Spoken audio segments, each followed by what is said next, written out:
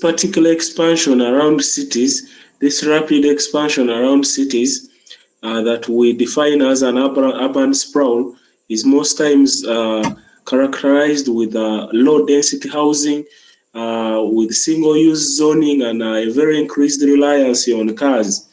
And the majority of the transport means that is being used is the taxis, because these are towns that are expanding away, or these are trading centers or urban areas that are expanding away from the designated cities. Most times people look at coming to the central business district. Therefore, as they are coming to the central business district, it is comprised with the use of these transport means. It may not necessarily be cars, but there is a lot of reliance on transport means due to the distance that it is from the central business district.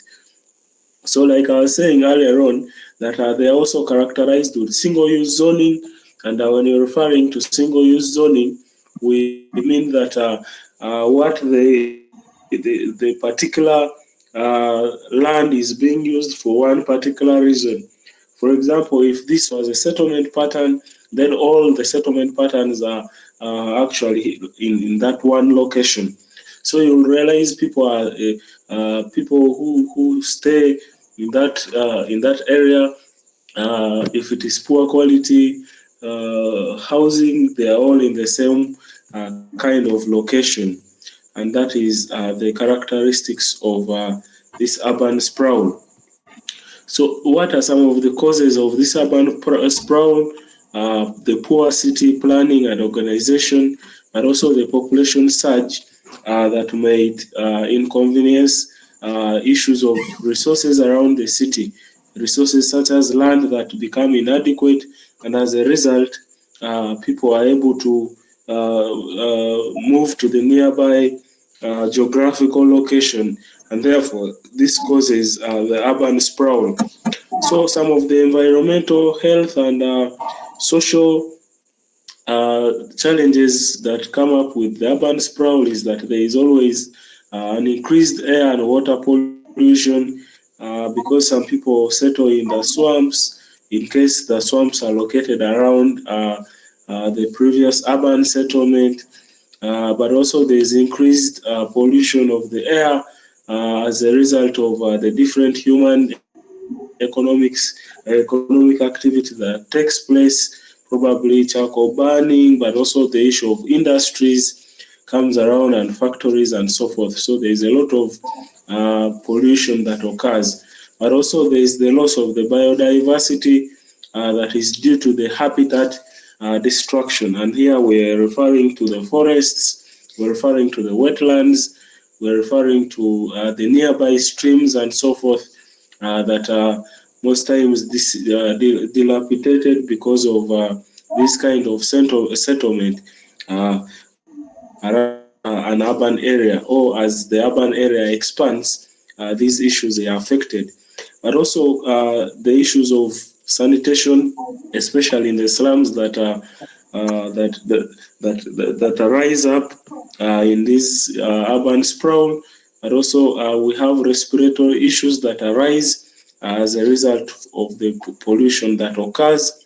Therefore, majority of your population most times starts to have respiratory related issues. So that is the risk that is posed by this urban sprawl. But also socially, there is always a rise in the crimes, but also pressure on infrastructure, such as people are now using these few resources. All these affect the services or the infrastructure. So the pressure is not only on the infrastructure, but also even on the services that are being provided, such as the reproductive health services.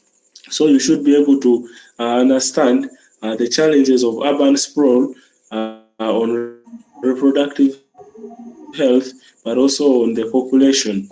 And in that aspect, you'll be able to understand whether it has an impact on the waiting time at the health facility, whether it has an impact on the number of women who attend antenatal services or who go for institutional deliveries, or it has an impact on the nutrition status of the children, and all those other reproductive health related issues, including HIV testing, but also the rates of HIV/AIDS and so forth.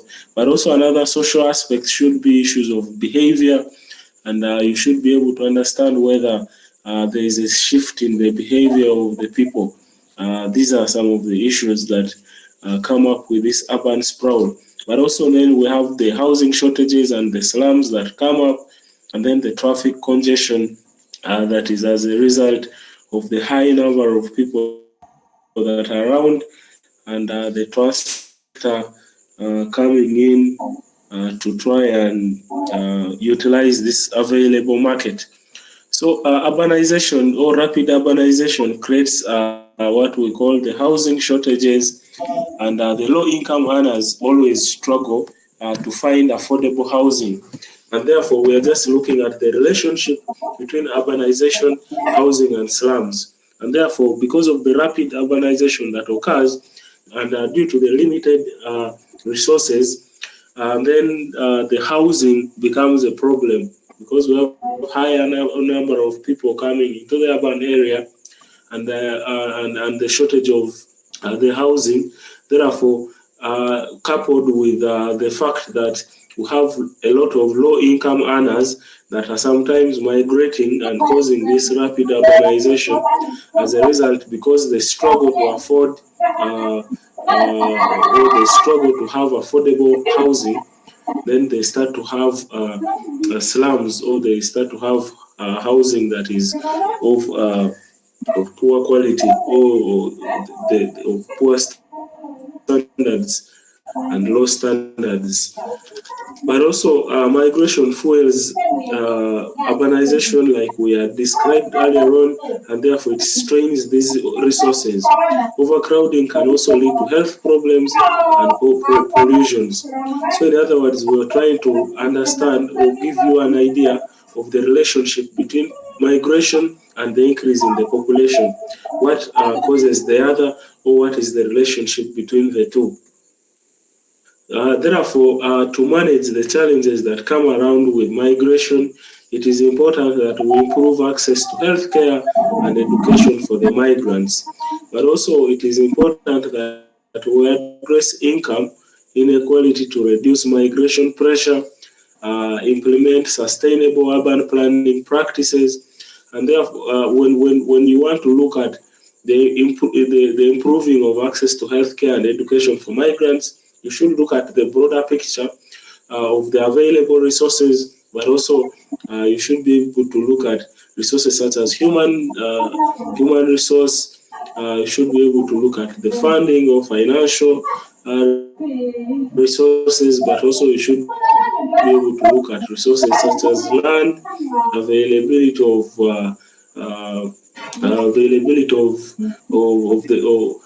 the supplies and so forth. So, for us to address these issues, if we improved our healthcare system for all migrants, especially for the rural areas, then we would be able to deal with some of the challenges that come up with migration.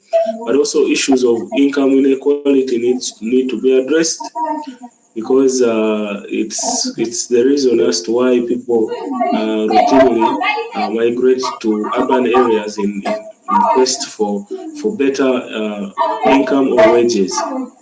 The assumption being that the chances also of getting employed at an urban setting or in the urban area is higher than when you are in your rural area. Then the urban practices we are talking about should be issues such as urban planning, where you're able to equally or equitably distribute location, but also land use, meaning you like the theories we were looking at. You should be able to address issues of if the population surge comes into an urban area, then you should be able to have a plan of how you should be able to deal with it. In other words, you need to create a plan for the urban center and be able to implement this plan to the dot. That is when we were able to have cities or urban areas that are well planned in there.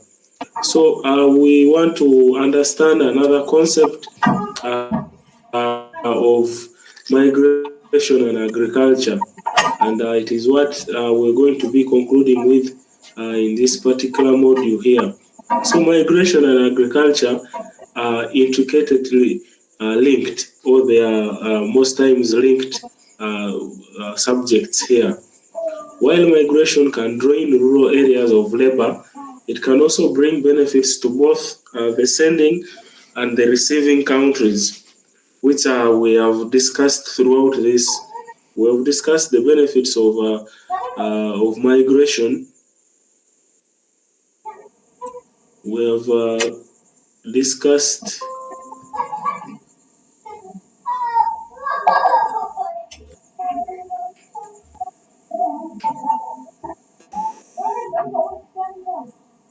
okay there.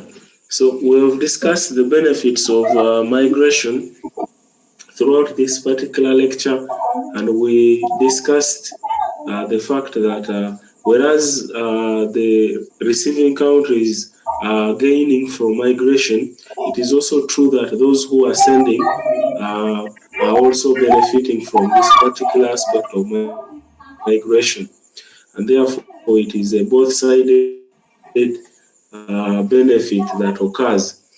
However, there are some challenges that are associated to rural out migration, meaning the movement of people within a country, but from within one area within the country to another area that is still within the country. So uh, when the person is moving out from, let's say, village A, then there are always challenges that come in, and the challenges that mainly affect agriculture here are what we want to look at. And the first is what we call labor shortage.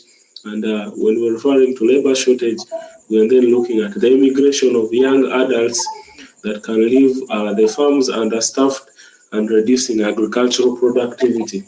But even looking at the farm level might be a little bit more advanced, but at a household level, if you have young people, if your household population is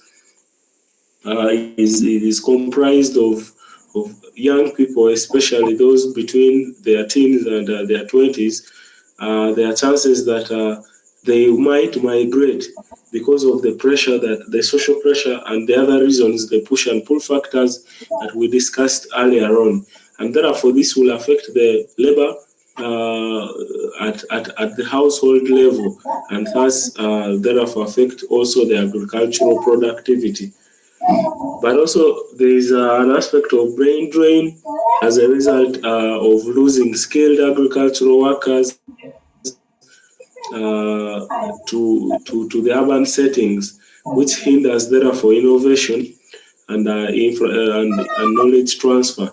So when these young people are in the rural areas, gain information about agriculture, they will move out to the urban areas, and or they will move out to a better place, and therefore they leave the rural area with a lot of knowledge gap. But also there are opportunities that come with migration, and one, like we've continuously discussed, is the remittances that migrants can send money back home, which can be invested in the agricultural improvements. But also, too, shifting gender roles is another issue. Therefore, women taking over farms can lead to new opportunities and challenges. Like we have routinely discussed the issue of the shifting gender roles, we're seeing, whereas initially in our local contexts, it were women who were, it was initially men who were in charge of farms, or who were given this agricultural mantle. But because of migration, we are seeing the gender roles shifting, and women taking over farming, and also men now taking over gender roles of women that such as the house chores and so forth and so on. So the impact that the receiving country always has is labor supply, and there's land pressure because of the high influx of these migrants. Therefore, it creates a competition for land as a resource. But also, there is a public health consideration for migration.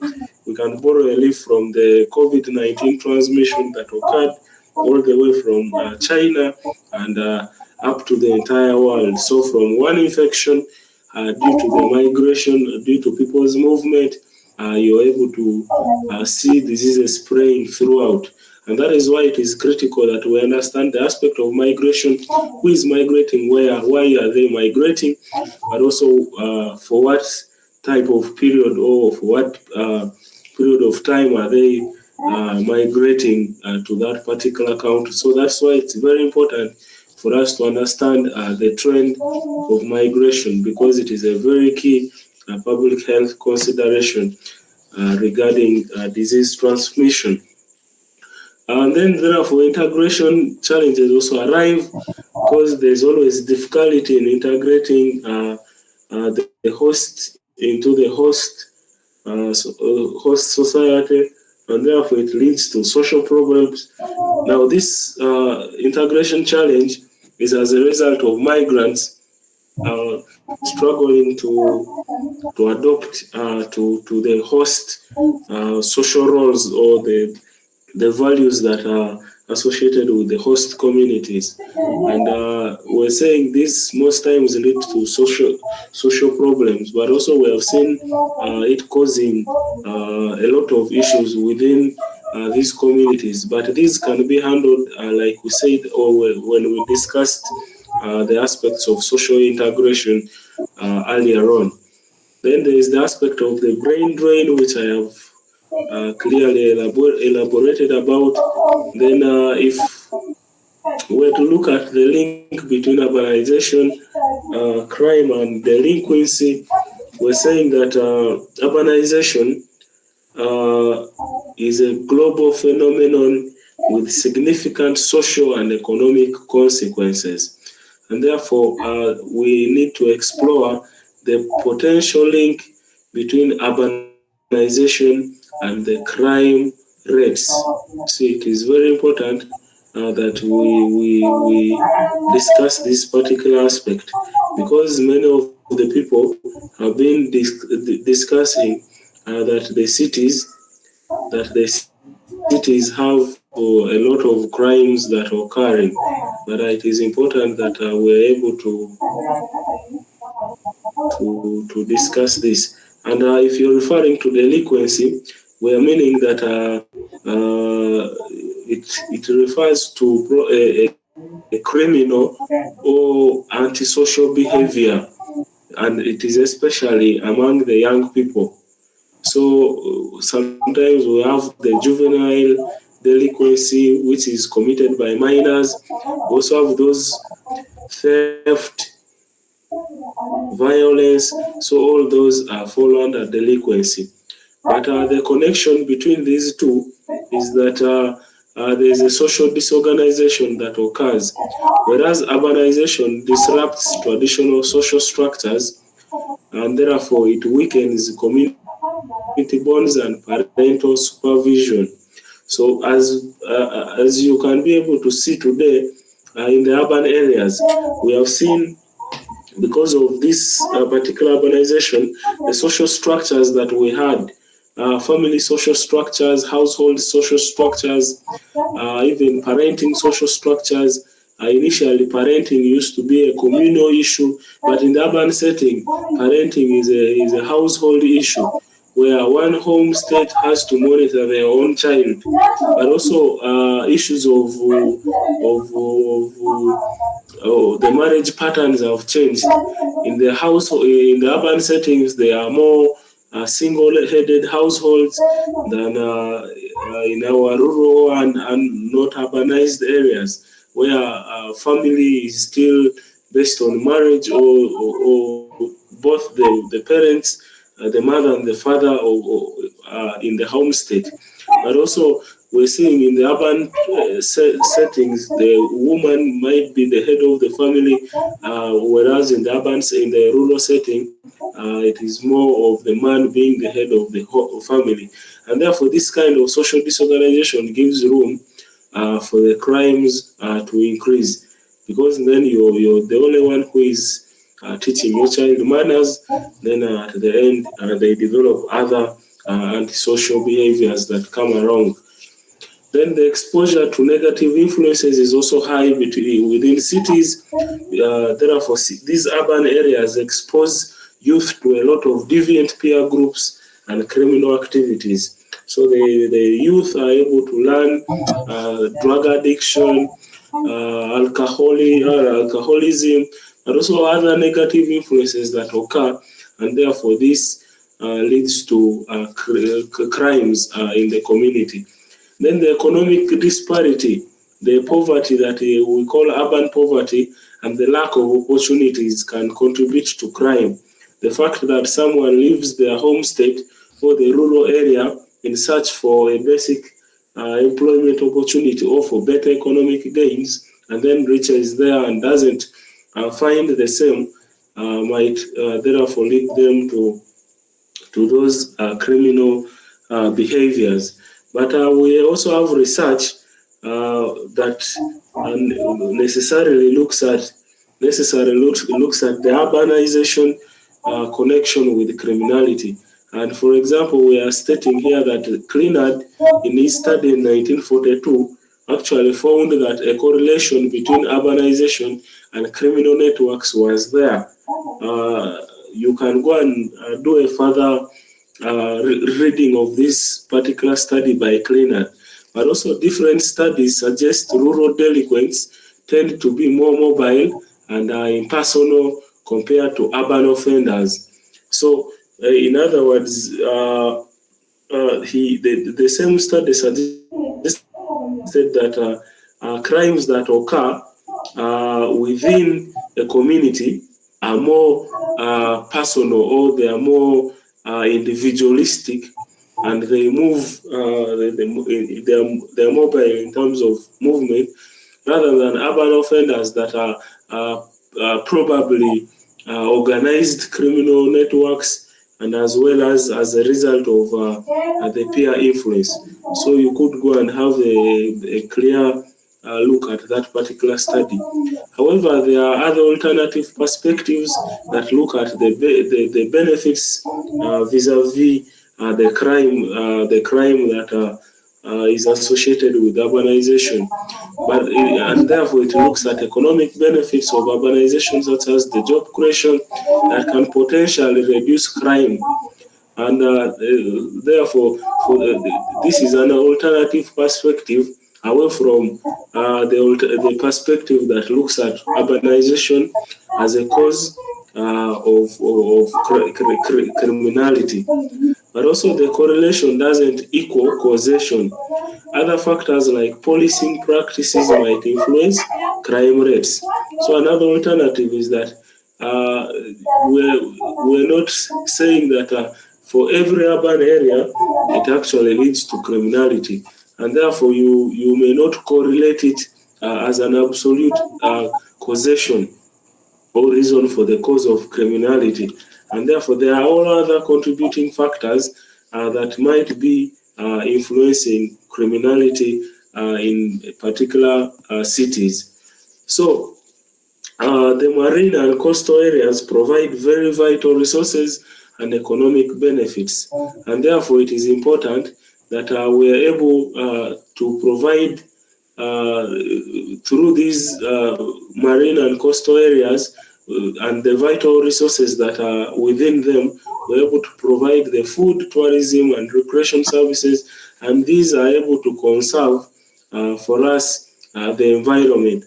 And the conservation of these particular environments therefore means there is the employment opportunities become better, and the chances that the criminal rates within the urban areas are high, are reduced. And therefore, it also gives us an idea of the aspect of conservation. and unsustainable practices threaten marine ecosystems and livelihoods. And therefore, it is important as well that even when urbanization is occurring, that there are some practices that are legalized, or they are continuously monitored, so that they do not threaten the ecosystem that is within the city. And therefore, to do this sustainable management, we have the Convention on Biological Diversity, which is a three-pronged approach. And we're looking at one, the conservation of biodiversity. Two, we're looking at sustainable use of the marine resources and the fair sharing of benefits from resource utilization. So the CBD was, just to give you a brief background here, was an international treaty that aimed at preserving and protecting the world's biodiversity. And it was signed in 1992 and has been ratified by very many countries. And for it covers a range of topics in there, which of course we have looked at here. The three objectives here are conservation of the biodiversity, sustainable use of the marine resources, the fair sharing of benefits from the resource utilization. But the key principles that it bases on here. One is that there is an ecosystem based approach, which considers the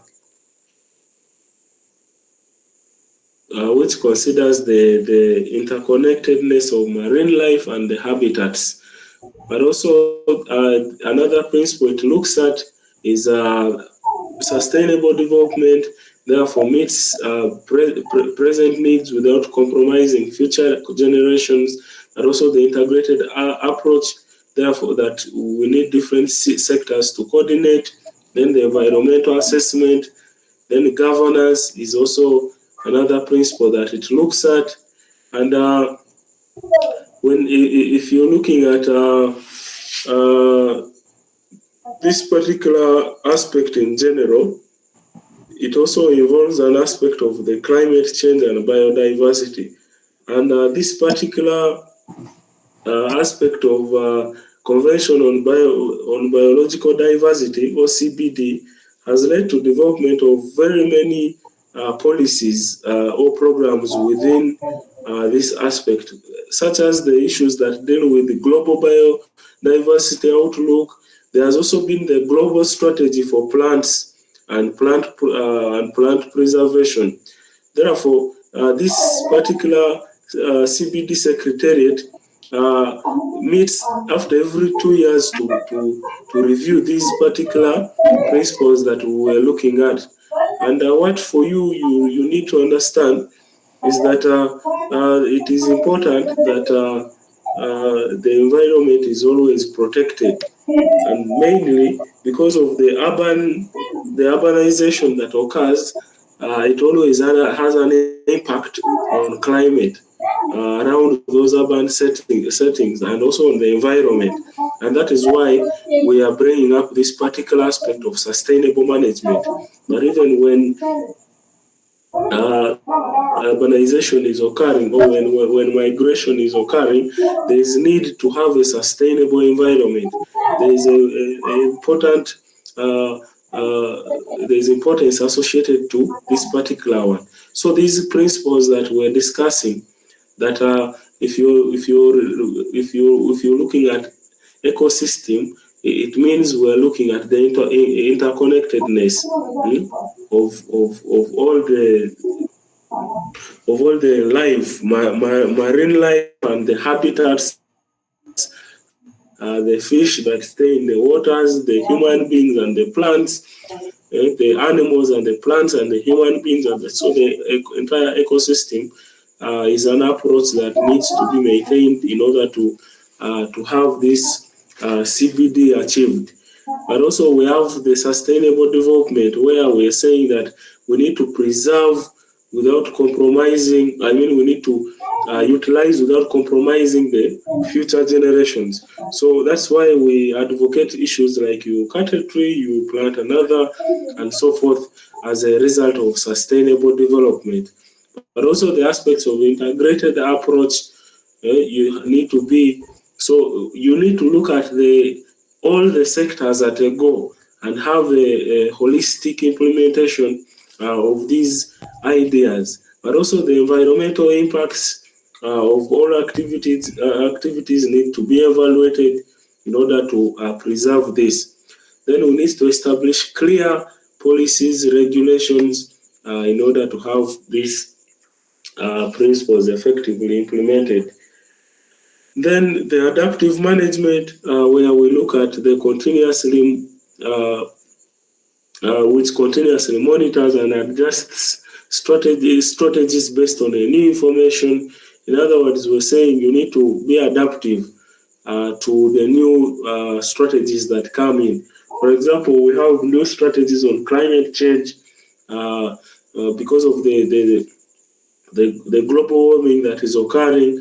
The new strategies such as the energy saving stoves and a lot of energy saving material that is being to do away with wood fuel. We also have electrical cars that are coming out. In the reproductive health aspect, we have seen a lot of technology that is coming up that is coming up to replace other technology. So it is important that we do that adaptive management. So we need to continuously monitor this new information that is coming on. But also there is precautionary approach, which therefore looks at taking preventive action with incomplete scientific knowledge. Especially in the development of new ideas, it is important that we especially even when we're doing agriculture, it is important that you take precautionary approach, especially for certain inputs such as fertilizers, but also the pesticides.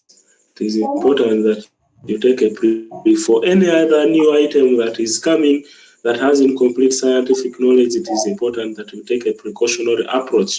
But also the best available science utilizes the most reliable scientific data to inform decision making. So it is important that we utilize the scientific information that we have in order to implement sustainable approaches.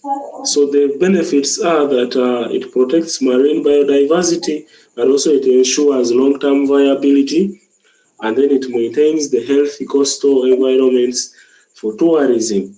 And lastly, it promotes social equity and responsible resource use. So largely, that is what we wanted to cover in this entire module of urbanization and migration. And I would wish to end there for now. So unless we have any questions regarding what I have submitted, but for those who